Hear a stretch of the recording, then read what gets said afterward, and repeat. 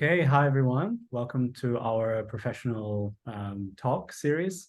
So my name is Long Li. I'm assistant professor in the translation department here at the Chinese University of Hong Kong. So I would like to welcome everyone to today's seminar. And it is my great honor and pleasure to welcome today's presenter, Ms. Amy Xiaoxing Wang. And maybe if you don't mind, moving to the next slide so that I can briefly introduce you to everyone. So Amy is an Australian NATI certified conference interpreter between Mandarin and English, and NATI certified interpreter.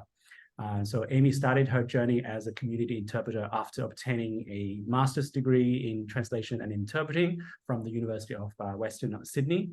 And she has been actively involved with organizing and delivering this type of training for both practicing and aspiring translators and interpreters. And what I found most inspiring about Amy is that she's not only one of the best interpreters in Australia, but also she's always giving back to our beloved industry and community. Yeah, so her work in the professional body called OZIT has really benefited many translators and interpreters. So yeah, in that sense, I really see Amy as a role model.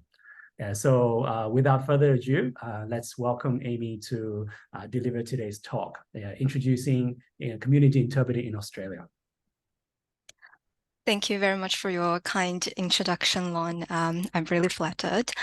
For those of you who do not understand what NATI is and what OZIT is, I might just briefly explain that NATI is the Australian National Authority, National Accreditation Authority for translators and interpreters. So basically, if you want to work as an interpreter, if you want to acquire a certification to work as an interpreter or translator, you have to pass a NATI test. So it's the certifying body or accreditation body. And OZIT, on the other hand, is the professional association representing all the interpreters and translators. The name OZIT stands for the Australian Institution of Interpreters and Translators. So the name tells it all. It's representing all the interpreters and translators in Australia. It is a very important organization in the sense that it also, one of its most important publications is the Code of Ethics for Interpreters and Translators. So basically, that's a set of guidelines of how an interpreter or translator should be behaving through the course of their work. So we will briefly touch on these two organizations throughout today's presentation, but I will move on with the main presentation. So today we are going to talk about community interpreting in Australia. Just to give you a brief idea of what we are going to cover. So we're basically going to cover three aspects associated with community interpreting. The first thing is I'm going to give you a little bit of an introduction of what community interpreting means. So what difference does it make between a community interpreter, a business interpreter, and a conference interpreter? So why is it different? Why do we say it deserves its special, unique place? And then I'm going to go into a little bit more detail, talking about the challenges community interpreters usually face. And usually these are slightly different challenges they are faced with comparing to in the business or conference setting. And lastly, I will briefly talk about the strategies available for interpreters to adopt when they are faced with these challenges. And a number of important documents to go by include the OZIT Code of Ethics and some other guidelines, which I will also briefly touch on. So, what is community interpreting? In order for us to understand what it is, I think it will be helpful for us to just have a brief idea of what their clients are and what the purpose of interpreting is in the community setting. So in the community setting, a client or the people receiving the community interpreting services are, on the one hand, public or community service providers. In other words, they could be representing the government, providing some crucial services to the community. So they are one side of our clients. They are usually the English-speaking professional in the Australian context. And on the other hand, they are trying to communicate or deliver services to members of the community. And when an interpreter is engaged, this service is provided to members of an ethnic minority group. So in other words, someone who doesn't have good English skills, or in some cases could also be a person with hearing difficulties, so they can't really communicate easily with the public service providers. So on the one hand, we have a government body or somebody representing the government trying to provide service. On the other hand, we have people sometimes coming from the vulnerable social class who will benefit greatly from these community services. So we can see that there is an imbalance of power and knowledge and information across these two sides of our clients. And the main purpose of community interpreting is firstly to enable crucial access to these services, and I will show you what these services that I'm talking about. And also one other important purpose of community interpreting is to allow this person to be linguistically present in an English-speaking community. Linguistic presence is a very important concept in the interpreting, or at least in the community interpreting world, especially in court. The purpose of having an interpreter is to make sure that this person who does not speak English still receives the same level of information as if they were English speaking. So allowing that linguistic presence is really important because it provides that person with access to information and also provides them with an opportunity to have their voice heard despite of their language barriers. So you can see community interpreting, probably you can tell it from just these 2 points, it's quite different from business interpreting or conference interpreting, because in either settings, in business or conference, you are likely to interpret for two equally powerful bodies. I say equally powerful just in the sense that there is not an obvious power imbalance in between two communicating parties or in between the clients that the interpreter need to interpret for. So there is no power imbalance in other settings. And also the purpose in a business or conference setting is usually just to deliver that message. So the focus can be slightly different. And then in the community setting, because it's everything to do with community service. So the main settings are medical settings when people need to receive medical attention, need to see a doctor, have a surgery done, or anything to do with their health. And then it can also be in a legal setting. For example, if they need to see a lawyer, or if the police is investigating a case and they need to talk with someone who doesn't speak English.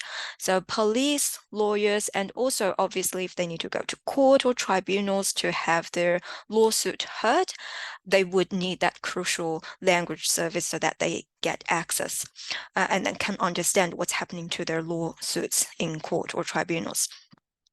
And then finally, it's to do with social services like social security,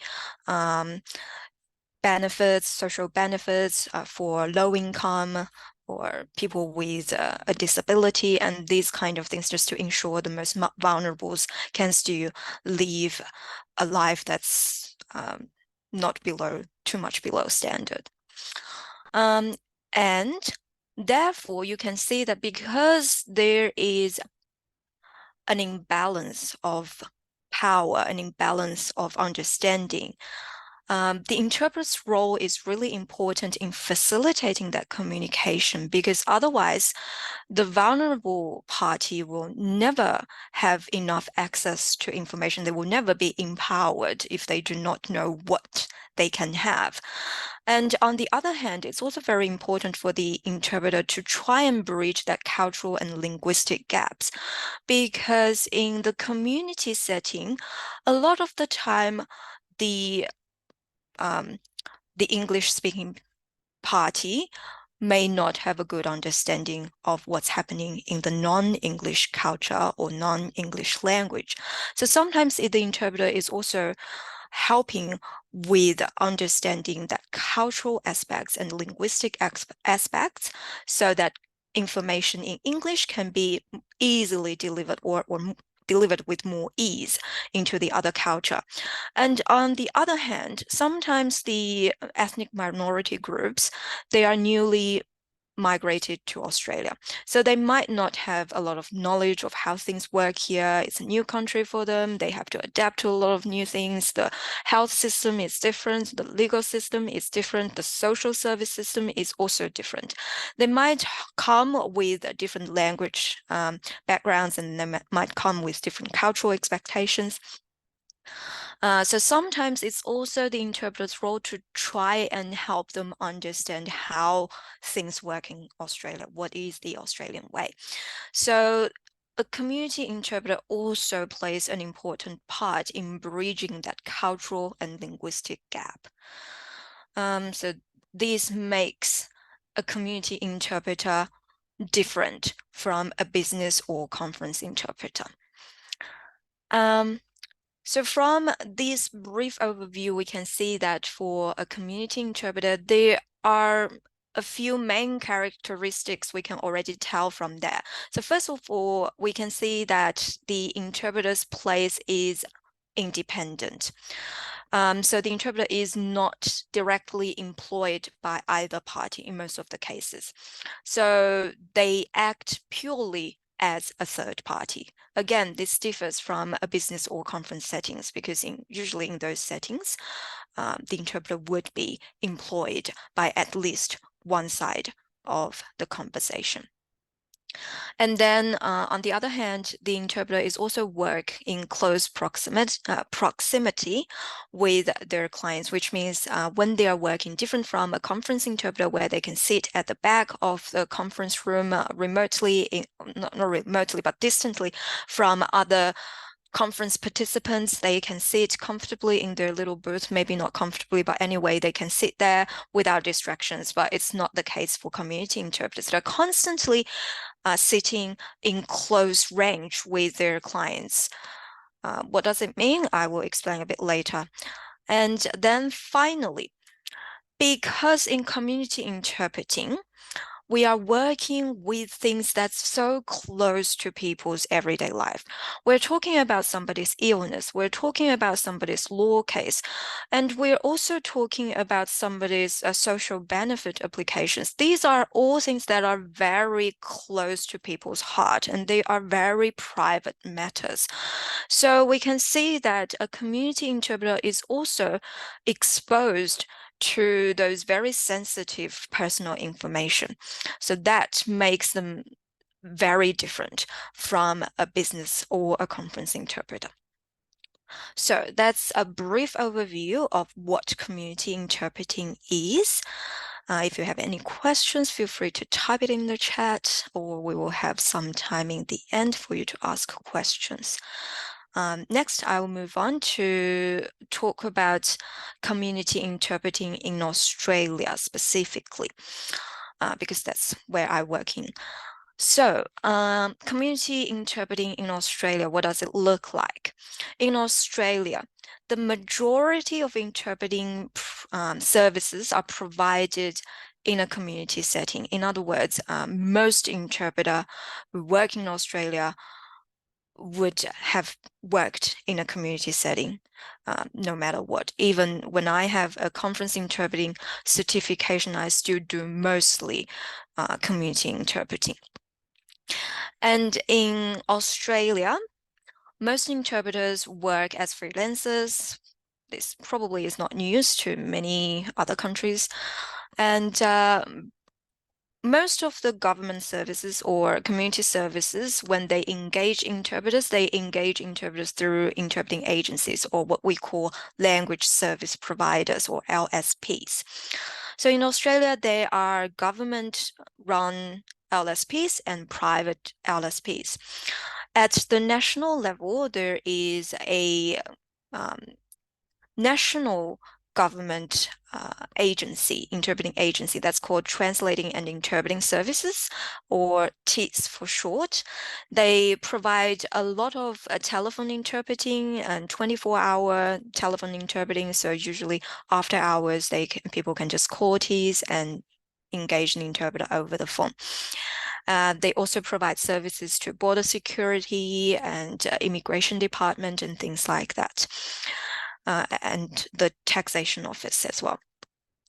And apart from that national interpreting agency, most of the states in Australia, there are 6 states and 2 territories. Most of the 6 states have their own state-owned interpreting agency as well. And because of the unique history of Australia, each state has its own legal system. So usually each state's own court system would engage their state-run agencies for interpreters. So court interpreters are usually provided at the state level. Court interpreters are usually provided by state-owned agencies. And then there are also a number of private LSPs. They tap in other areas, including some social services, which I'm going to talk about a little bit more later what they are. And they sometimes also take jobs for lower courts or tribunals. So that's how it looks like. Most of the jobs are provided through agencies. Only very occasionally interpreters will be directly engaged. Most of the case would be in a legal setting where law firms sometimes engage the interpreters. And in some rare cases, for some private hospitals, a client may need to engage their own interpreters to go to the private hospital for their appointments. But again, majority of the job is provided through agencies. And in some very rare occasions in New South Wales, where I mostly work, we also have a unique system where we have hospital in-house interpreters, where the Department of Health directly employ interpreters, which is very unique. Nobody else is doing that. So other than that, most interpreters work as freelancers and take assignments through LSPs. And the interpreting mode, surprisingly, covers both consecutive and simultaneous. There are a number of situations where simultaneous interpreting is required, and amazingly, community interpreters are conducting these simultaneous interpreting tasks in very challenging situations where no equipment is provided and disruptions from the clients can happen. So yeah, that's also quite unique. And to give you a little bit more information on the specific settings, in the medical setting, we could be looking at a person's physical health, mental health, or sometimes interpreters will be also engaged in end-of-life conversations. In the legal setting, obviously in courts and tribunals, sometimes police investigations, and it could also be other lawyer-client meetings, either criminal or civil matters. And social services include social security. In Australia, the national body that's providing social benefits is called Centrelink. So it offers a number of benefits like Study, which is a fund to help students study in university, or New Starters Allowance, which is helping people to look for a job. There's also aged pension, some money provided to people who reach a certain age. So these kind of things. And then public housing, obviously providing low cost housing rental housing options for people with low income.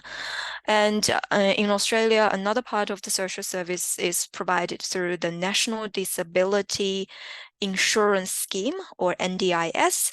They're providing support to people with various disabilities. So interpreters could work in any of these settings. And to make things a little bit more complicated, sometimes there's no clear divide or line between medical and legal settings. There are a number of crossovers. For example, some assignments may happen in the medical legal setting. For example, an interpreter may need to interpret in a mental health review tribunal. At a mental health review tribunal, the judging panel is called a panel consisting of members. There are members of the tribunal. So the members of the tribunal will hold hearings. At the hearings, they will usually decide whether a person with mental health condition should be kept in a hospital against their will.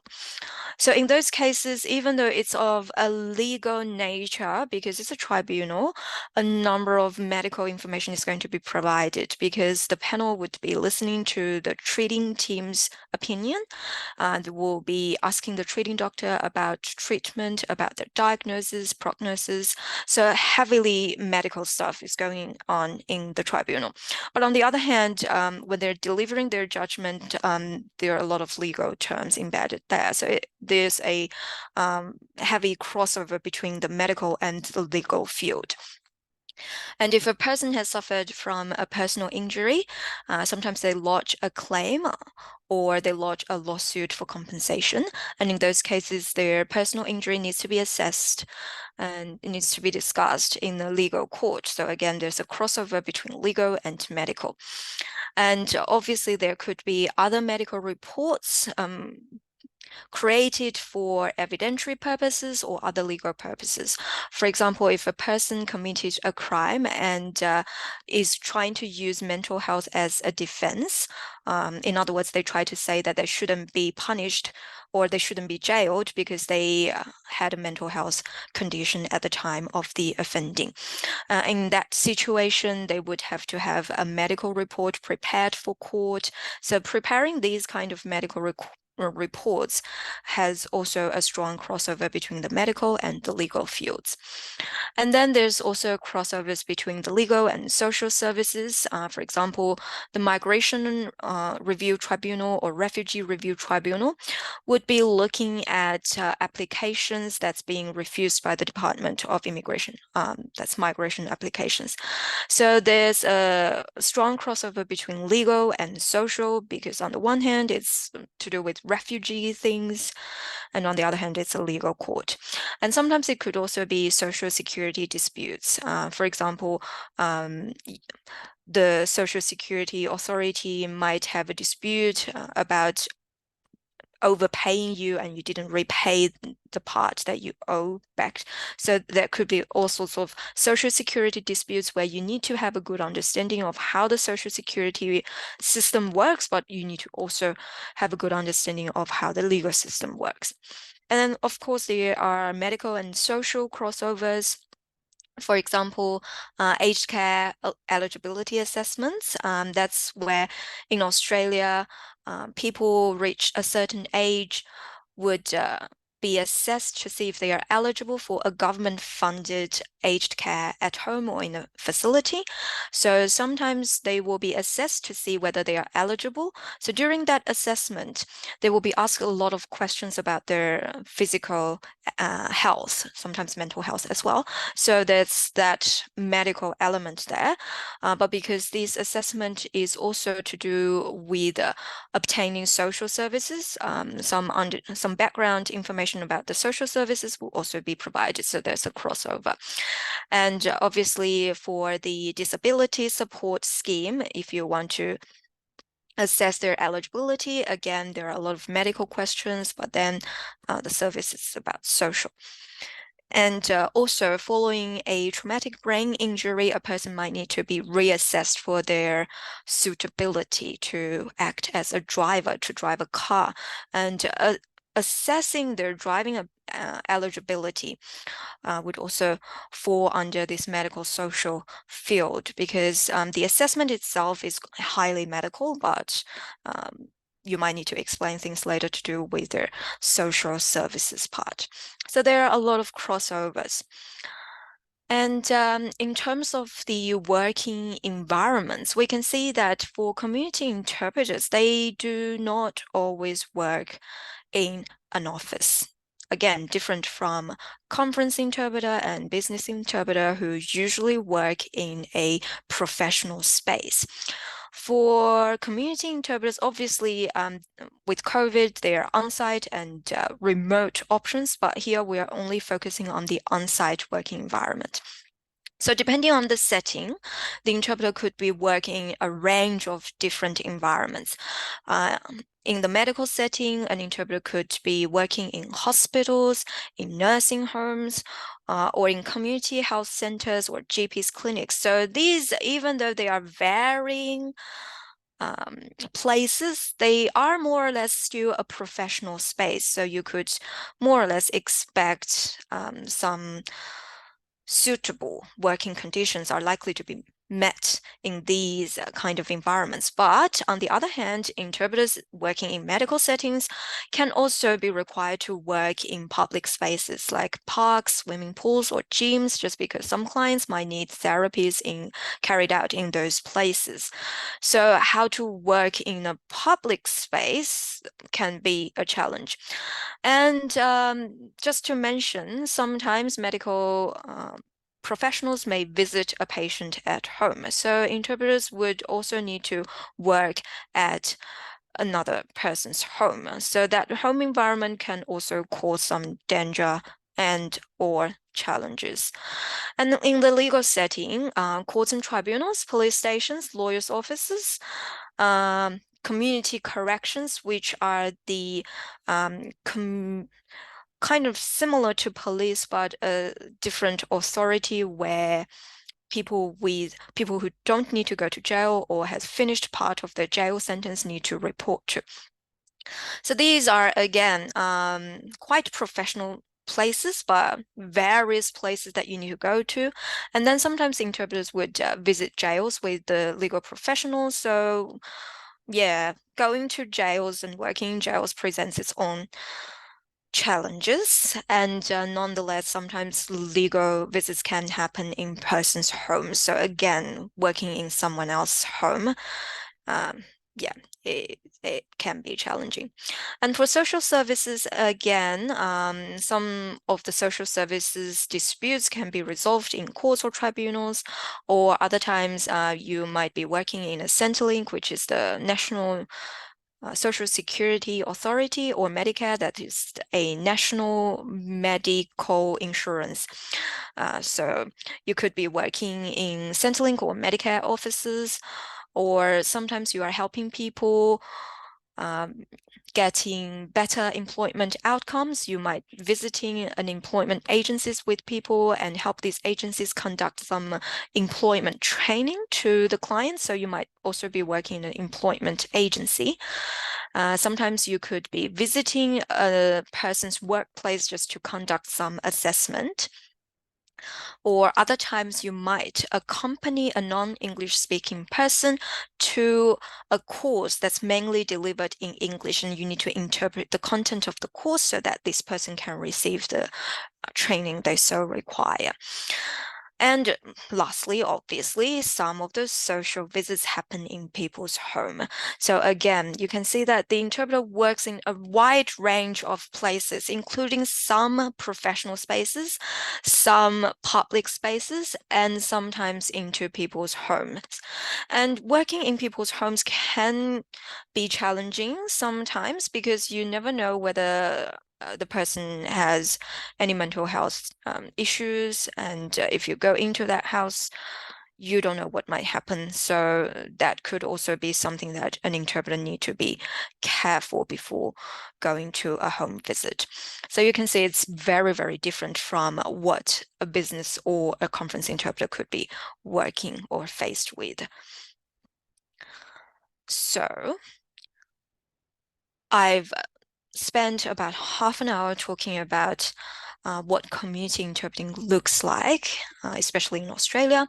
So I hope that by now you have had a rough idea of what it looks like as a community interpreter. So first of all, a community interpreter is independent. We do not work for either side of the conversation. We are not working for any one of them. We are engaged as a third party. So we do not take anybody's side. We need to remain impartial, remain neutral. And then working as a community interpreter, it can be highly interactional because we're talking about things happening to a person that can affect a person's life. A lot of time you can expect that people will have lots of questions. They will want to clarify things. They will want to say things before you even finished interpreting.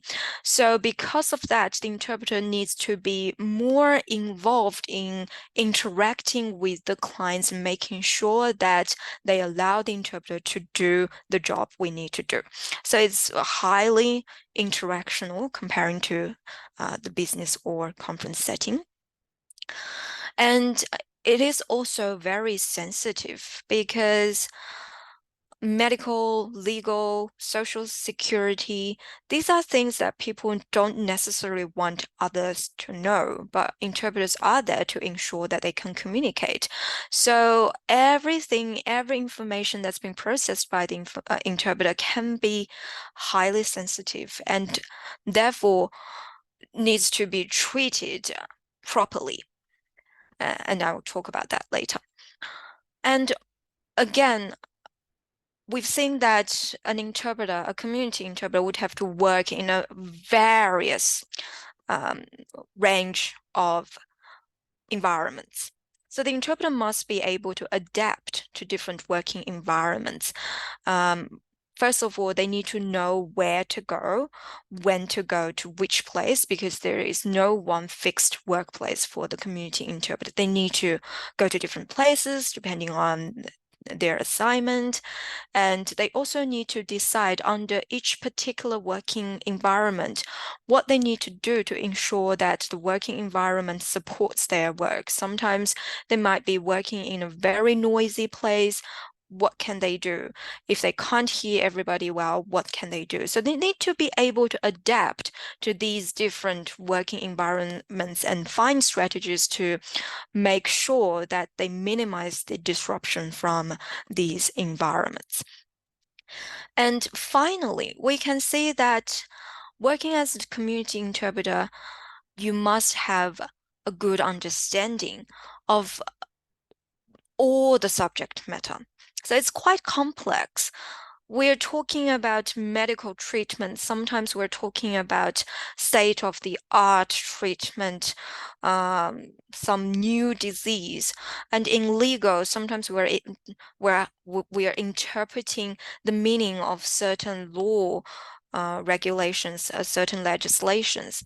And in social security settings, sometimes we find ourselves interpreting a highly complicated social security procedure or process. So we really need to have a sound knowledge and understanding of all these settings. Otherwise, we're not going to be able to do a good job. So you can see that working as a community interpreter does not look so easy.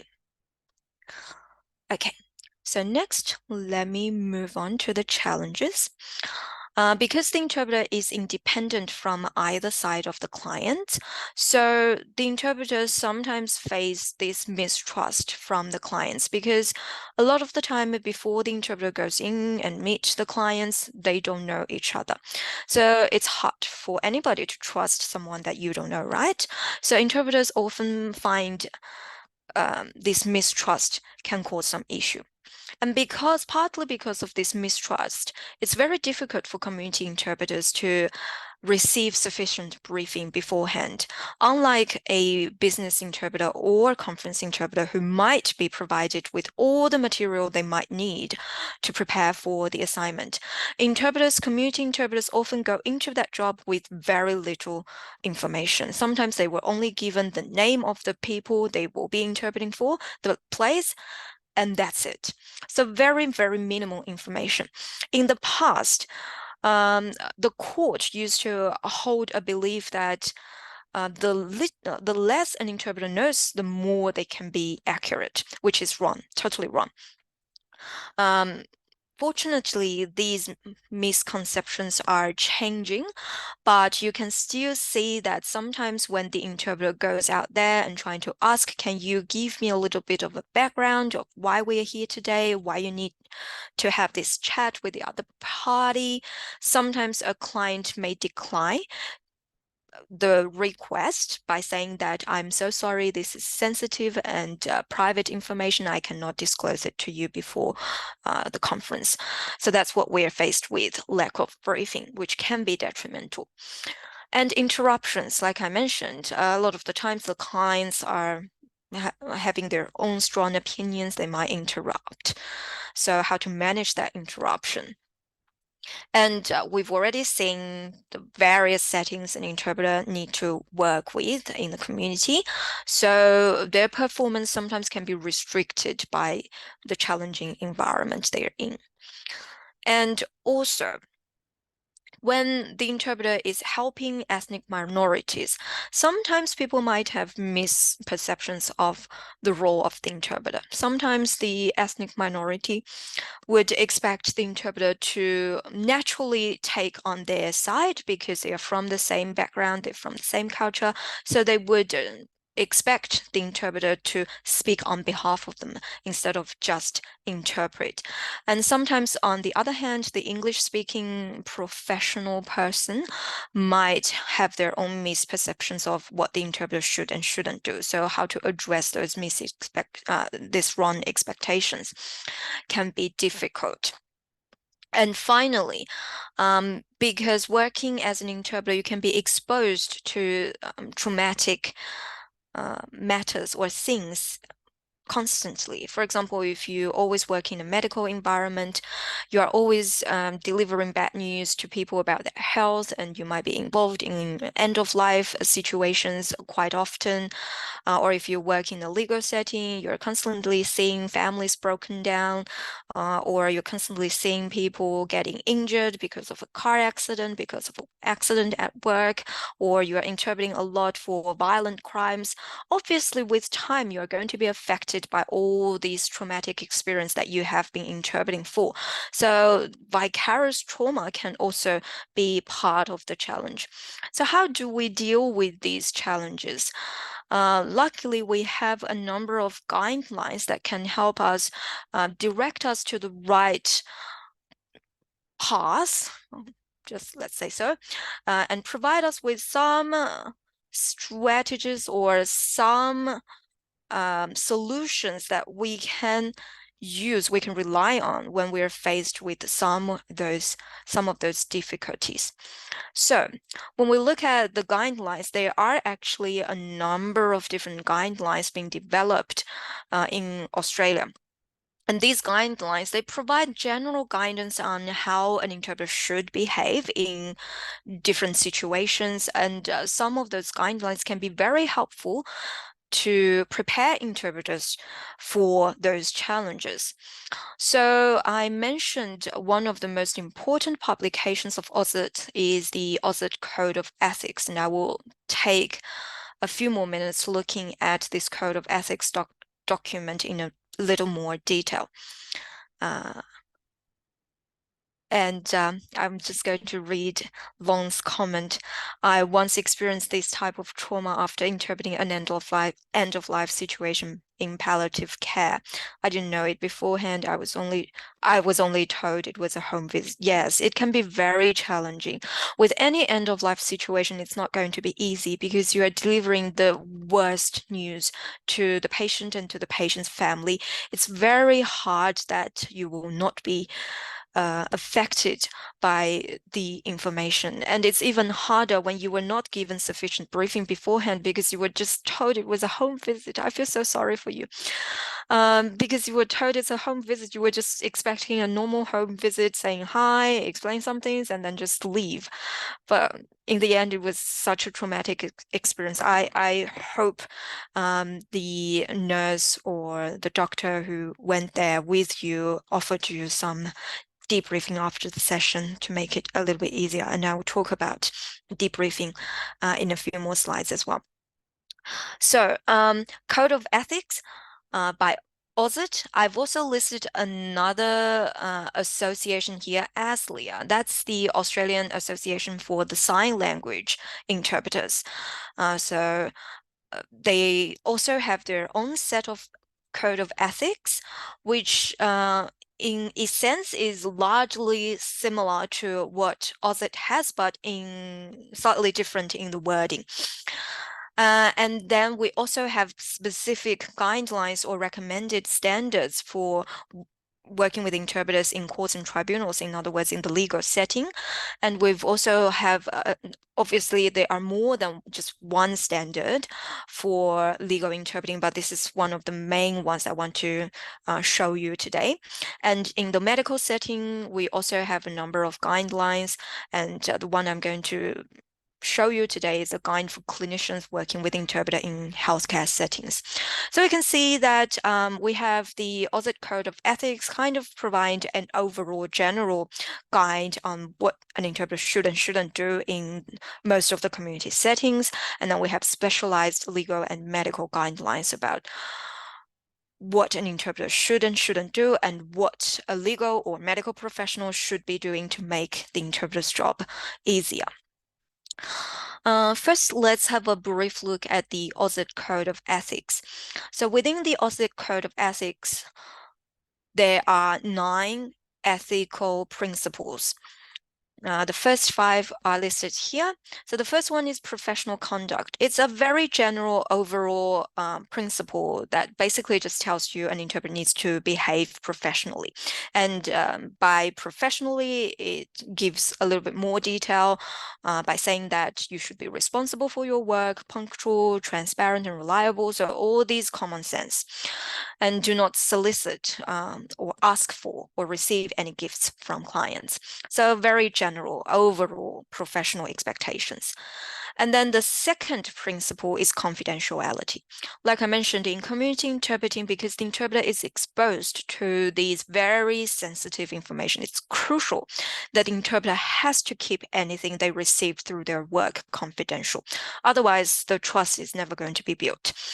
So as a community interpreter, we are prohibited from talking or leaking the information that we receive from our interpreting job with a third party unless it's required by law. So what are the exceptions under the law? Only if the information is about a suspected or confirmed child abuse. In that case, we are required by law to report that. And other cases would be if the court has sent you a subpoena, asked you to give evidence about something that you have interpreted for, then that has to be, obviously, if that's an order by the court, you have to comply. But outside of these norms, or outside of these exceptions, the norm is you should not be discussing the information you received through the course of your work. And to go one step further, you should also not take advantage of the information you received.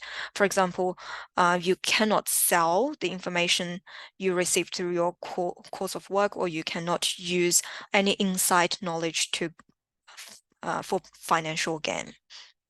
And then the third principle is competence.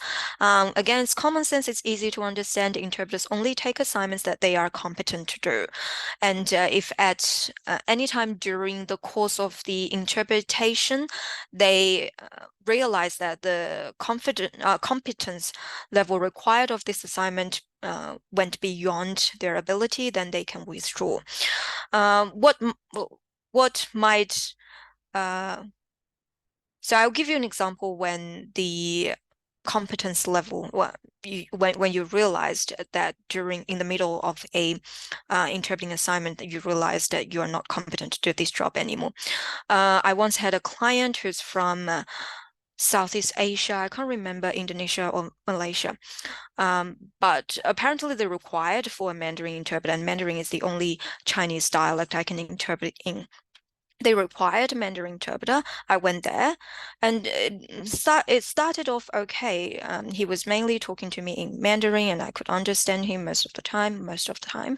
But then, as we went further in the communication, he started to use a mixed language. I think it's a mixture of Malay, Cantonese, and Mandarin, and it became so difficult for me to understand what he was trying to say. And at that stage, I had to tell them, excuse me, I'm not the right interpreter for this assignment, because apparently I have difficulty understanding him and I have to withdraw. So that's one example. Impartiality is principle number 4, which is very, very important as well. As I mentioned, an interpreter is the independent party who's only there to help them communicate. And just because of the power imbalance between two sides of our clients is so obvious, it's crucial for the interpreter to not take any side. So it's very crucial for the interpreter to just be there as a neutral third party and faithfully interpret anything that is being said.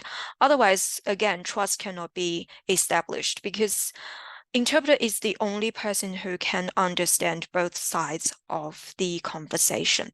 If the interpreter cannot be impartially interpret everything without judgment, then how can you trust the content of the information?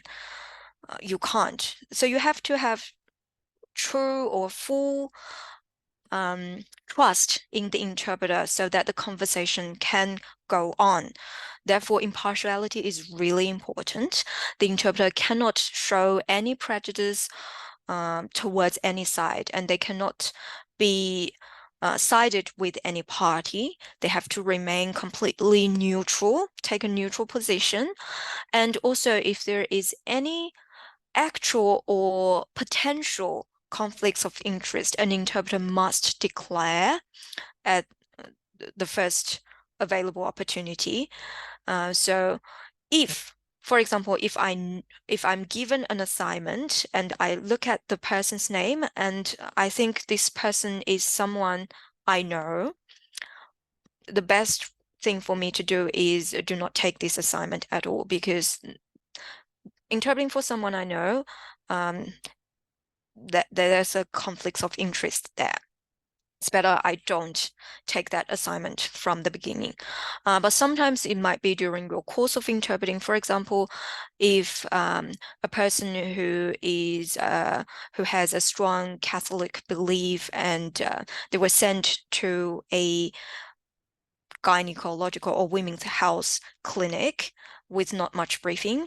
And during the conversation, the person realized they were talking about abortion options, and that's strongly against the person's religious belief. And then this person in that situation, if they believe they may not be able to act completely impartial or neutral in this situation, they may choose to withdraw and explain that because of strong clash of religious beliefs, they might want to withdraw from this assignment. So that's how seriously we treat impartiality. So any conflicts of interest has to be addressed. And if the conflicts of interest is so strong that you can't keep neutral, then the best course of action would be remove yourself from situation completely. And accuracy, again, common sense, interpreter has to always try their best to not omit, add, or distort any information. And one important aspect of accuracy is interpreters are also required to reflect not only what a message is about, but also how a message is delivered. This is especially useful in mental health situation or in court when a person is giving evidence, because whatever they say, how they say it, are part of the assessment about this person's mental health condition or about this person's credibility. So interpreters, we are not only focusing on what's being said, but also how a message is being delivered. For example, in court, when we're interpreting for a witness, if the witness is hesitating, having a lot of pauses in their speech, then we need to replicate those hesitations and pauses in our interpretation. So that's the accuracy requirement. And it also tells us if we need to, we can ask a client to repeat, to clarify what they say so that we can deliver that message accurately. So again, you can see that a lot of the times the interpreter is required to interact with the client to address some of the professional needs or to clarify a few things like conflicts of interest. So you can still see that the high level of interaction is reflected in the code of ethics. And the last 4 principles cover clarity of role boundaries, which is talking about interpreters. We are acting just as an interpreter, so just as a neutral party helping with the communication, nothing more, nothing less. So we do not offer any advice, any guidance. We do not advocate for any side. So sometimes it can be tricky because emotionally you may identify more with a non-English speaking person, and it would be natural for you to try and think that you should help them with something, but as an interpreter you cannot do anything to help them other than interpret what they said.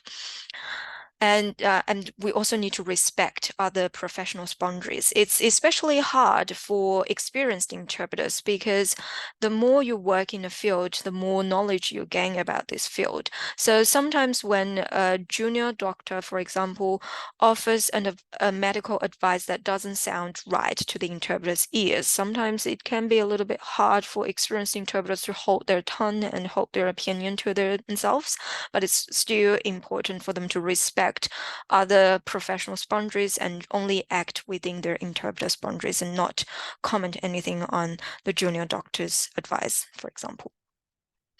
Maintaining professional relationships, this basically regulates how an interpreter should interact with everybody they're working with. So professional relationships covers not only employment, so the agency who engaged them for the job, but also cover the clients, the people you're interpreting for. So it goes on to say that when we are working with other clients, we can ask them to give us briefing and ask them to provide necessary preparation materials in advance so that we can prepare for the job a little bit better. And if they have any wrong expectations about what an interpreter should do, how an interpreter should behave, we should help them to understand, set the expectations straight, help them understand what our role is.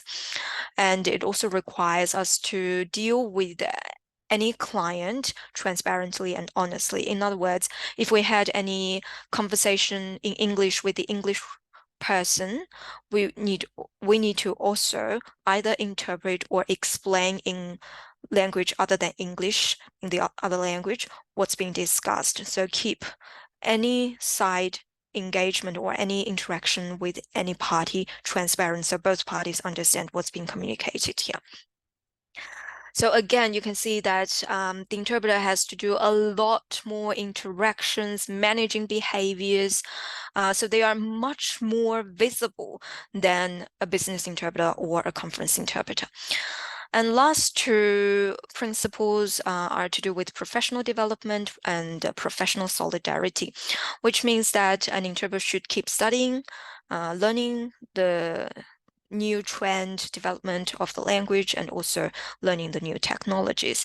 And professional solidarity basically means that interpreters support each other's work. So for example, even if some client they might have complained about the poor performance of a previous interpreter. In those cases, we can't really join that conversation and say that, oh, that's horrible or whatever, because we don't know exactly what happened on that day. We were not there. And we shouldn't just comment a colleague's behavior in a negative way just because we heard a one-sided story about what happened. Anyway. So overall, this is what the Code of Ethics covers. So you can see it covers a range of different things and kind of provided some solutions where interpreters can go by in different situations or when things go wrong.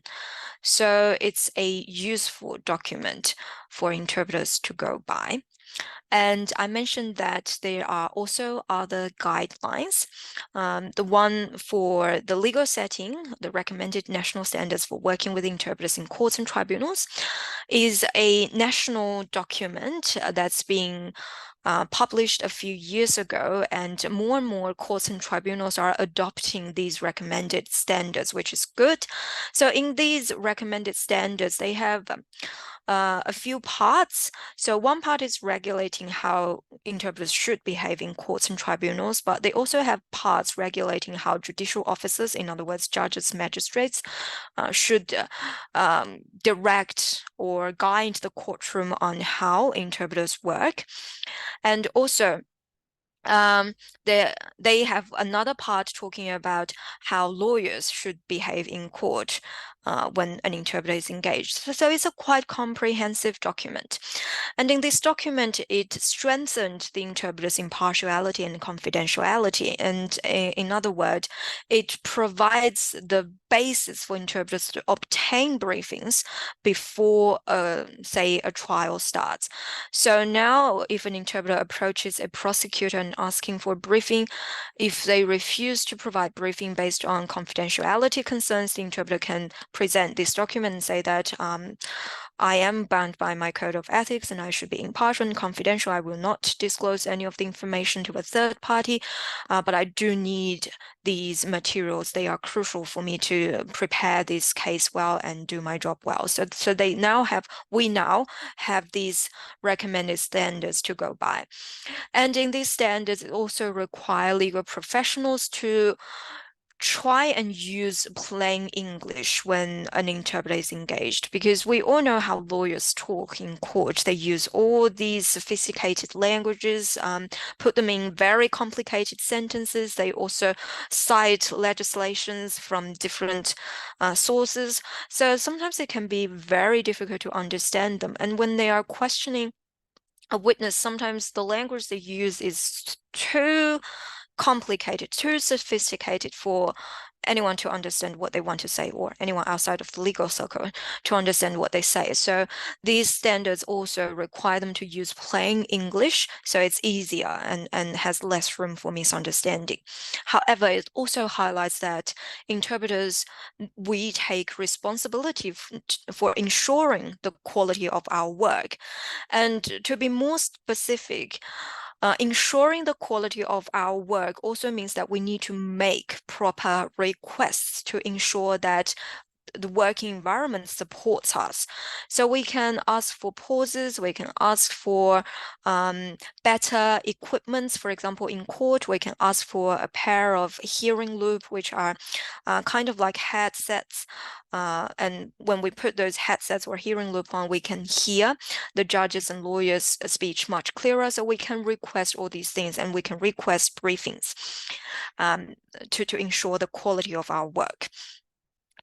And it specifically tells legal professionals that they should brief interpreters. Shocking, I know, because in business and conference settings, it's well understood. It's a no-no if if no one provides the interpreter with briefing. It's shocking, it's atrocious, it's unbelievable. But in the legal setting in Australia, that was the common practice. So this document strengthened the importance for legal professionals to brief interpreters. And it also said that legal professionals should respond to interpreters' requests for briefing, clarification, repetition, and explanation. So basically, just trying to help bring up the working condition for community interpreters to the same level or same standards as business and conference interpreters. So yes, I know it's tough. And then in the medical setting, we have this, again, national guideline for clinicians working with interpreters in healthcare settings. A lot of the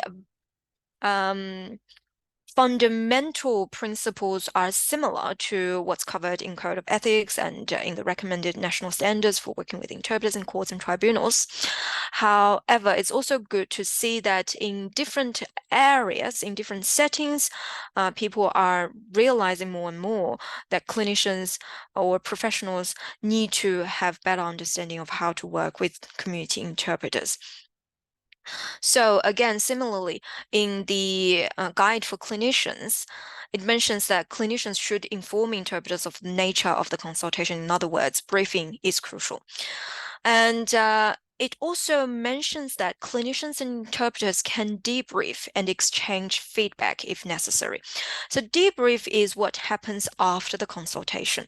So after a medical consultation, after the non-English speaking client left the room, the interpreter and clinician could have a debriefing session talking about things that happened during the consultation. What might require a debriefing? A traumatic situation would certainly require debriefing.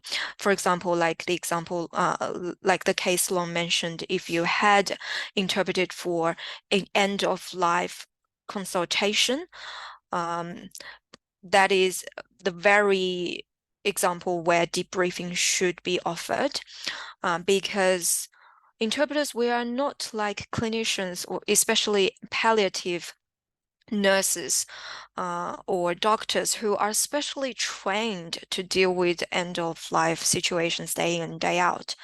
We are not. And in Long's case, he was even not told about the end-of-life situation. He was only told it's a home visit.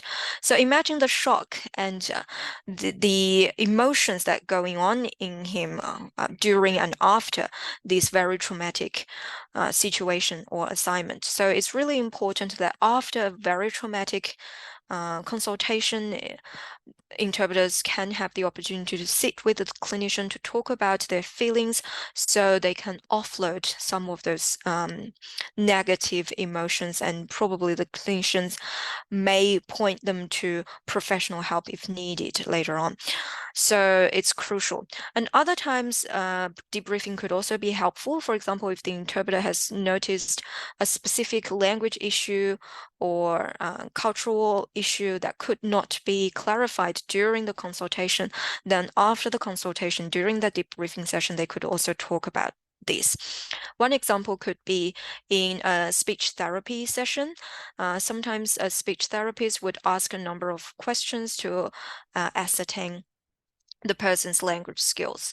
But some of these questions, they are designed in English, so they are not necessarily applicable in all the languages. For example, if you ask a Mandarin speaking person to name all the word that starts with the letter H, because Mandarin is not an alphabetic language, it's basically impossible for them, for most of the Mandarin speaking person to think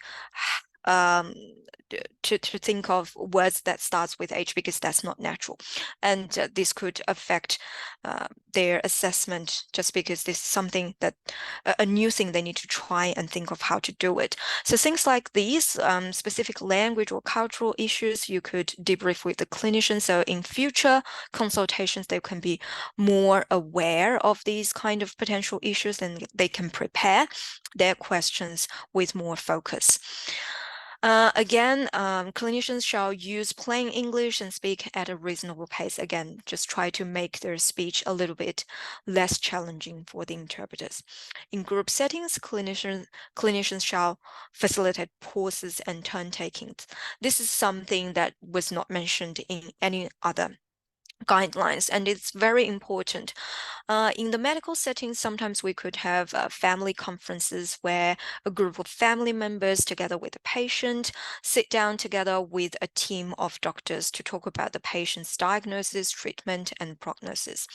And in these situations, sometimes the family members would compete with each other to talk, and sometimes English-speaking family members would engage in English conversations with the treating team directly and completely ignoring the non-English speaking patient. So it can be highly challenging for an interpreter to manage this situation. One way to manage it would be just simultaneously interpret everything. But sometimes there could be more than one side conversations going on. That could be an English speaking family member talking to a doctor, while a non-English speaking family member talking to the patient at the same time. And an interpreter, even the best interpreter wouldn't be able to interpret both of these conversations simultaneously at the same time. So a lot of management, interactional management is required. So in this document, it also mentions that clinicians shall be more visible, more vigilant in managing those pauses and turn takings. So that's one setting where simultaneous interpreting could be required. I've covered that. And in some other settings, for example, in courts, I mentioned linguistic presence at the very beginning of my presentation, which is to ensure that every non-English speaking person receives the same information as if they speak English. It's especially important in court because the person who is going through a hearing needs to understand what's going on with their matter. So a court interpreter is required to simultaneously interpret everything that's being said in court to the non-English speaking person.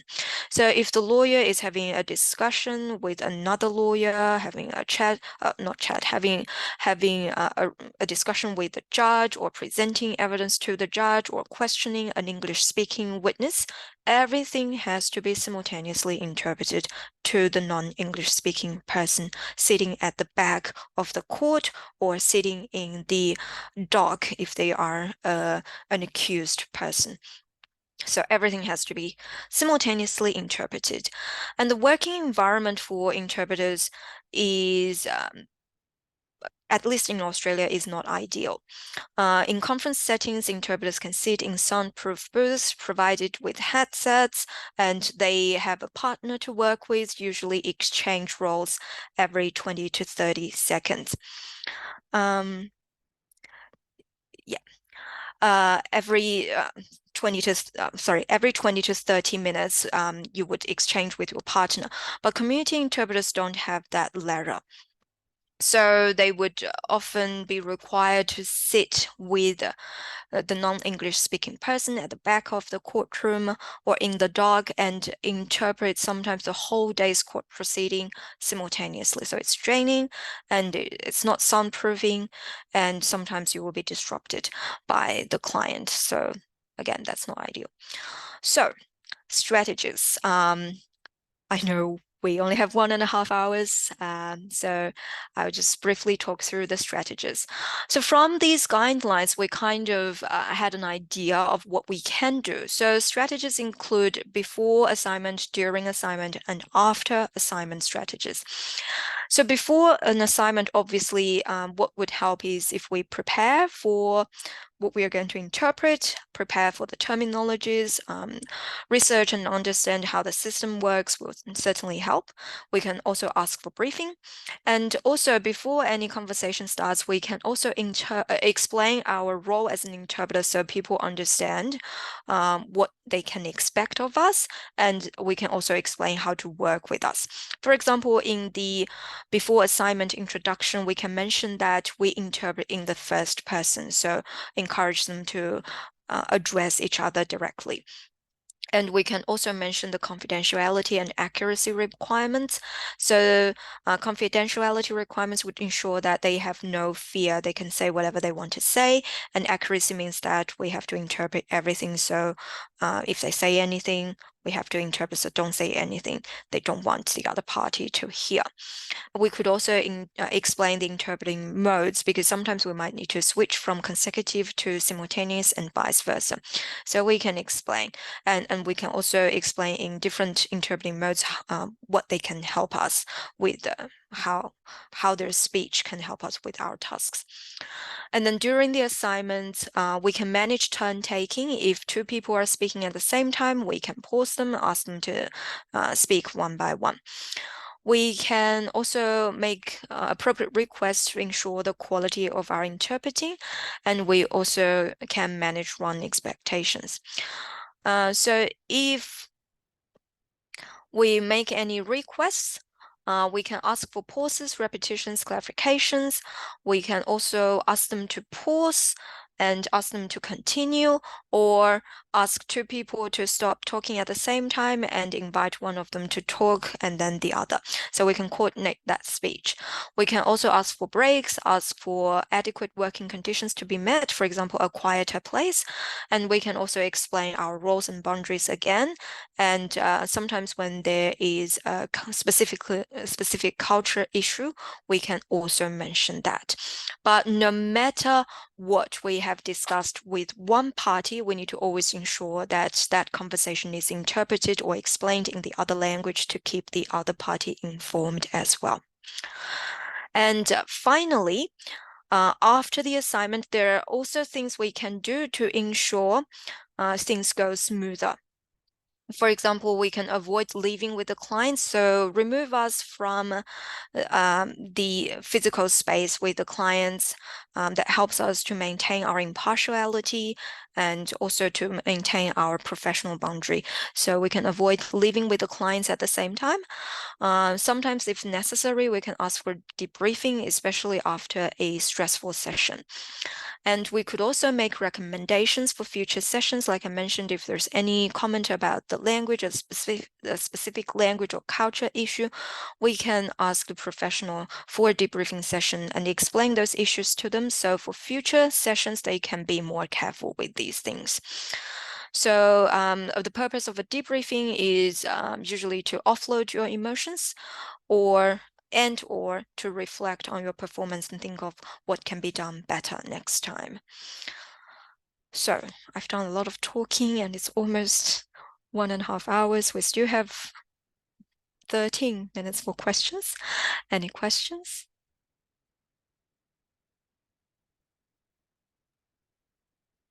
Thank you so much, Amy, for the very interesting and insightful presentation. I think we are really lucky to have Amy today, because not only she's highly experienced in the industry, but also she has a clear, big picture of the industry, at least in the Australian context. I think I want to share some of my observations as well, because Australia is truly a global leader in providing community interpreting services. I think that's something that Hong Kong and even the China at large could learn from Australia in how community interpreting is provided. But when it comes to the interpreting services in Hong Kong, because Hong Kong is a bilingual city, perhaps if as long as you speak Mandarin, Cantonese, or English, you don't need interpreting. Yeah, so I think that's quite different between Hong Kong and Australia, even though public services are really, really similar between Hong Kong and Australia. So I still think that there's a lot that that China can learn from the Australian context in terms of the provision of interpreting services. And also, Australia is a popular destination. So, many of you who are attending here today might be living in Australia, maybe even working as a community interpreter in the Australian context one day. So, okay, so we have a common question from Katie. So I'm really interested in the topic, and though I only caught the last session, I definitely learned a lot. You were talking about how important it is for interpreters to recreate poses. Would you mind telling me a bit more about how interpreters do that? Sounds like it would be quite the juggling act. I might need a little bit more explanation about recreating poses. I think you might mean how to re-establish the expectations. I hope I'm doing that correctly, or maybe to coordinate the speech. Yeah, it's quite challenging. If there is any wrong expectation from either side of the client, then what I might do as an interpreter is just to pause them is just to pause and just say that, excuse me, now it's the interpreter speaking, and I would just like to explain. If you, for example, if they are both talking at the same time, I would need to ask them to, excuse me, can I ask you to please not speaking at the same time, because it's very difficult for me to hear either of you when you're talking at the same time, and if I can't hear, I can't interpret. So if you don't mind, can we speak one at a time, and then I just point or direct one of them to speak first, and then invite the other one to speak after I had interpreted for the first one. And if they have wrong expectations, for example, some of the client might ask me for opinions. For example, if the doctor has recommended a certain surgery to a patient, they're not so sure whether they should take the surgery. They might ask me, interpreter, you must have interpreted, well, obviously in Mandarin, you must have interpreted for many similar cases in the past. What do you think? Do you think I should I should go ahead with this surgery or not? And in those cases, I really can't comment, because as an interpreter, I need to remain impartial. I need to observe my role of my role boundary.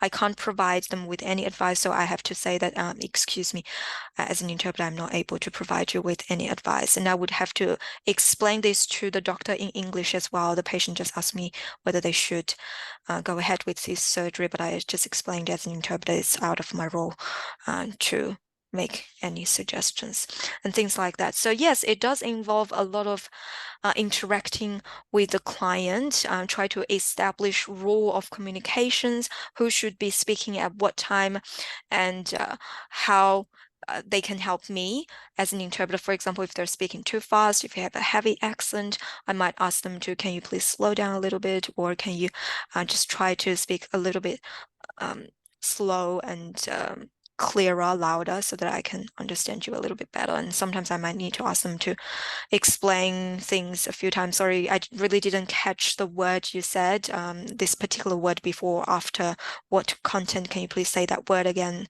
Or can you please explain what that word is so that I can interpret accurately? I hope I answered your question.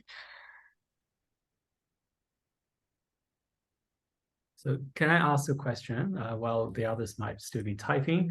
So you shared a lot of challenges facing community interpreters. So I want to ask, what is the favorite setting that you enjoy working in? And what's the most rewarding aspect of working as a community interpreter for you? Yeah, hard question. I actually enjoy a few settings. It's hard for me to tell which is the most rewarding. But I can certainly say that in general, I find medical setting more enjoyable, even though I find that a lot of the times it's about bad news about people's poor health. But when I'm working in the medical setting, I feel like the doctors and the interpreter, we are working towards a same goal. It just feels like that, because the doctor is trying to provide care and treatment to the patient, and we are involved in that process. And the um, overall feeling of a medical consultation is more of a trusting relationship, whereas in the legal setting, a lot of the time it's about combating, it's about suspecting, especially for the police. A lot of the time, it's really difficult. But it can also be rewarding sometimes in legal settings. For example, in court, if a non well, I'm talking about the local court level, at the lowest court level. Sometimes people may represent themselves without engaging any lawyers, and they came to the courtroom with zero legal knowledge. They didn't know how the legal system worked, and they might insist on pleading not guilty for a minor thing, even though in fact they have done that thing, they just have some explanation that they need to give to the judge. Sometimes with these self-represented people, you go in as an interpreter, and through you, the judge may give this person some directions, asking them to see the duty solicitor, and then the duty solicitor, through you, explain the legal notions to them. And after all this, they finally understood what the legal requirement is, and they might come back and make a decision that's most beneficial for their matter. And in those cases, I find it quite rewarding as well, because otherwise, if an interpreter is not there, they might just insist on dragging along their legal process and costing themselves and the court time and money. So yeah. But there is definitely one setting I don't enjoy, which is end of life settings. That is really hard. But sometimes it's also, how to say, sometimes it's also rewarding if the family and patient can reach a decision that will benefit the patient, so enable them to make the final arrangements. That can also be rewarding, but it's just too emotionally challenging. Okay, so if you have any questions or comments, please feel free to even raise your hand, unmute, or you can type them in the chat.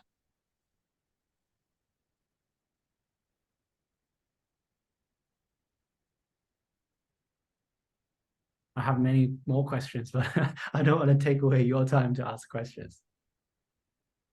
I guess everybody's just a bit tired, maybe at the end of a long day. Well, some of them are my students, and they just finished my lesson. They must be tired. Maybe I'll ask another question. So for those who are thinking about, maybe or dreaming that maybe they could work as an interpreter in Australia one day, do you think it's an attractive career option? And how do you think they can do well in the industry? Yeah, I think it's very rewarding. I myself really enjoying working as a community interpreter. I like to quote one of my colleagues who always say that working as an interpreter is a privilege because people really let you in to the matters that's most close to their heart. So it's very rewarding. And I'm sure yes, so if you want to work as an interpreter in Australia, obviously you need to take the NATI test and pass the NATI test. That's the first step. And there are plenty of opportunities in Australia. And nowadays, you don't even need to be in Australia to provide that interpreting services because after COVID, there are so many more telephone and video interpreting opportunities available. So as long as you have NATI or NATI qualified, I'm sure you will find plenty of opportunities, even based in Hong Kong. Yeah, Yeah. exactly. When you showed us the wide range of settings that a community interpreter works in, right? You could be working in hospitals, courts, jails, nursing homes, gyms. You really get to see every aspect of Australian life, right? You really get to experience, Australian culture on a very, very deep level. I absolutely agree. It is a true privilege. Yes, yes, it is. And I used to love all those police dramas made by TVB. So yeah, I really enjoyed interpreting for the police and also going to jails. It's like, yeah, I was excited. So you really got to see things that you normally wouldn't. I just noticed Peter mentioned, just want to know if English accent matters. Well, it depends. If you only have a slight accent, I don't think it would matter. But if the accent is too strong for people to understand, then it could be an issue. But the thing is, if you passed a NATI test, that's a good demonstration of your language skills because in a NATI test, your language skills are evaluated as well. If you have too strong an accent, most likely you're not going to pass the NATI test. So if you pass the NATI test, I would say a little bit of an English accent should be fine.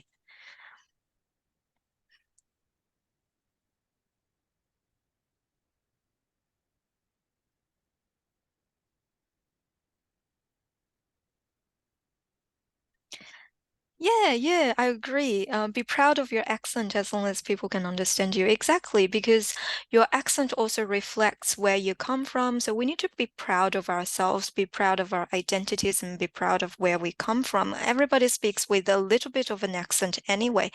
Even Australians speak with different accents, and some of those are so difficult to understand, and let alone Irish accents.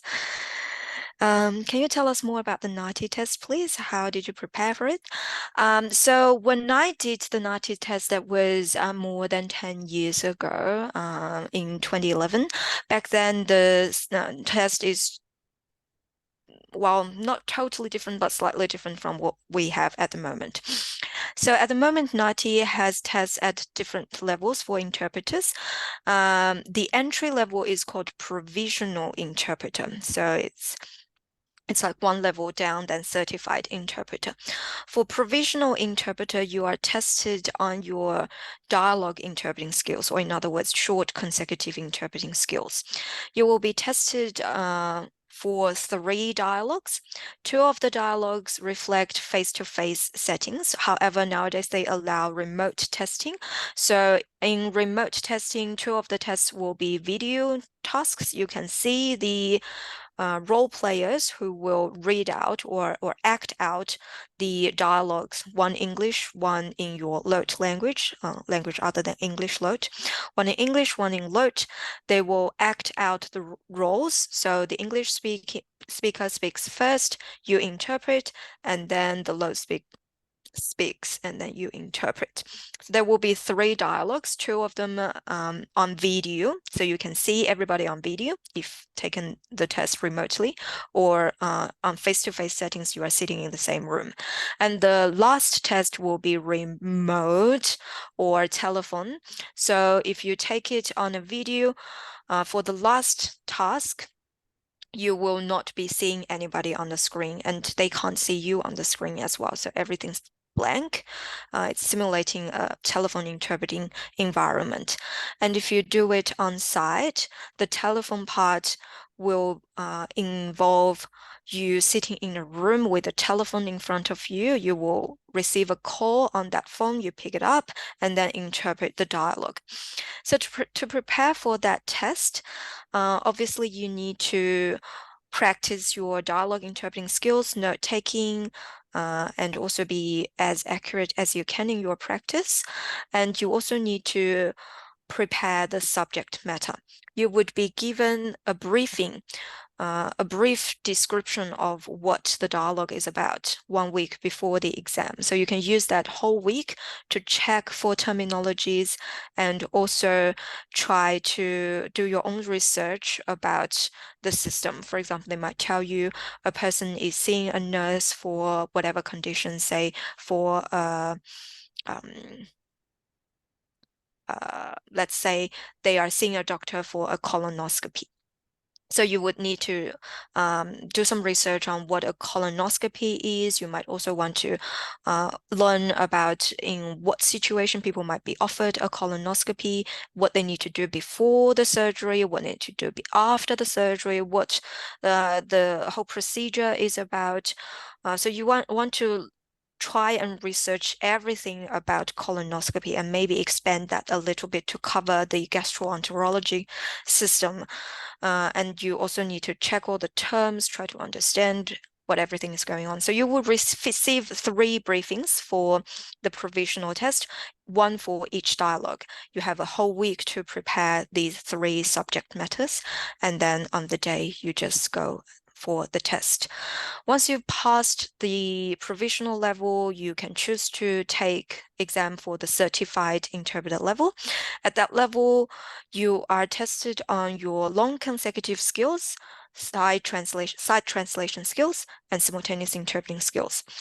So for the long consecutive, it's one monologue from English into your language and one from your language into English. Side translation, 2 pieces of written texts, one into English, one from English. And then finally simultaneous, again, one into English, one from English.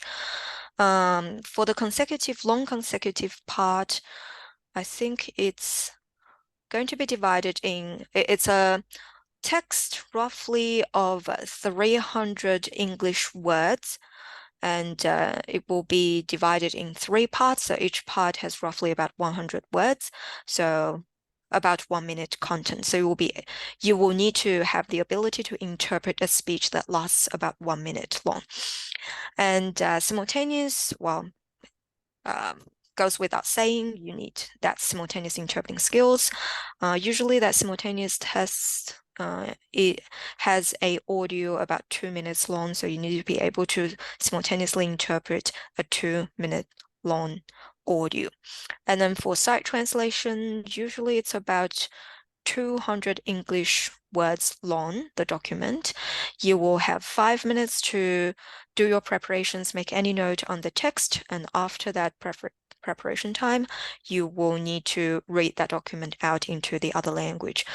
So for the certified interpreter level, everything is conducted online, so it's all remote. You don't need to go to any test centers for that. You can just sit at your home and prepare for that and take that test. You would also be given all the briefings 1 week before, so you need to do some preparations, like targeted preparations after you have received that briefing.